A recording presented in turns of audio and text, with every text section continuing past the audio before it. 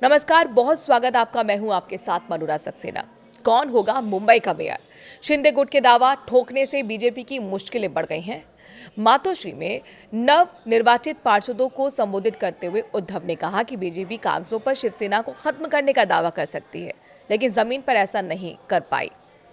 मुंबई महानगर पालिका यानी कि बीएमसी के चुनाव में बीजेपी और एकनाथ शिंदे के नेतृत्व वाली शिवसेना ने शानदार जीत दर्ज की है।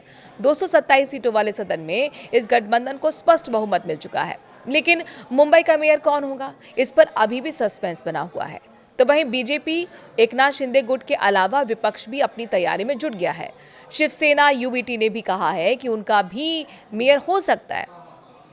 शिंदे गुट के दावे से बीजेपी की मुश्किलें बढ़ सकती हैं, क्योंकि माना जा रहा था कि मुंबई में इस बार बीजेपी का मेयर हो सकता है। बता दें कि इस चुनाव में बीजेपी को 89 सीटें मिली हैं।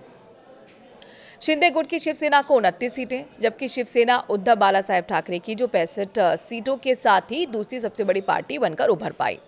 मौजूदा मेयर किशोरी पेडनेकर भी शिवसेना यूबीटी से हैं और उन्होंने ये चुनाव जीत लिया है।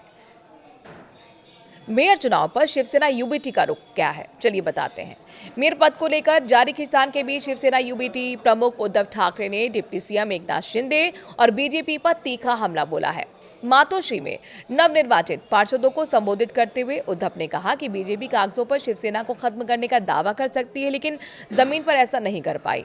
उन्होंने आरोप लगाया कि बीजेपी ने विश्वासघात के जरिए चुनाव जीता है और कहा कि बीजेपी मुंबई को गिरवी रखना चाहती है।